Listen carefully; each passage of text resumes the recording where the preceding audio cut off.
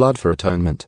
Then the Lord spoke to Moses, saying, Speak to Aaron and to his sons and to all the sons of Israel, and say to them, This is what the Lord has commanded, saying, Anyone from the house of Israel who slaughters an ox, a lamb, or a goat in the camp, or slaughters it outside the camp, and has not brought it to the doorway of the tent of meeting to present it as an offering to the Lord in front of the tabernacle of the Lord, bloodshed is to be counted against that person.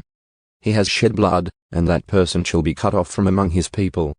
This shall be done so that the sons of Israel will bring their sacrifices which they were sacrificing in the open field, so that they will bring them to the Lord at the doorway of the tent of meeting to the priest, and sacrifice them as sacrifices of peace offerings to the Lord.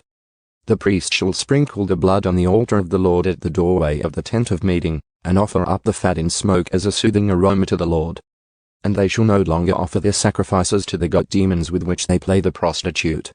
This shall be a permanent statute to them throughout their generations.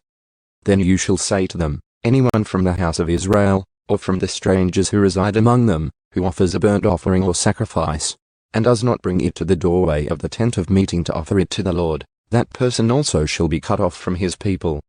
And anyone from the house of Israel, or from the strangers who reside among them, who eats any blood, I will set my face against that person who eats the blood, and will cut him off from among his people. For the life of the flesh is in the blood, and I have given it to you on the altar to make atonement for your souls.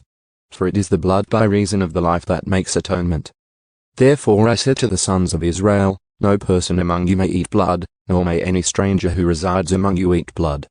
So when anyone from the sons of Israel, or from the strangers who reside among them, while hunting catches an animal or a bird which may be eaten, he shall pour out its blood and cover it with dirt. For as for the life of all flesh, its blood is identified with its life. Therefore I said to the sons of Israel, You are not to eat the blood of any flesh, for the life of all flesh is its blood. Whoever eats it shall be cut off. And any person who eats an animal which dies or is torn by animals, whether he is a native or a stranger, shall wash his clothes and bathe in water, and remain unclean until evening. Then he will become clean. But if he does not wash his clothes and bathe his body, then he shall bear the responsibility for his guilt.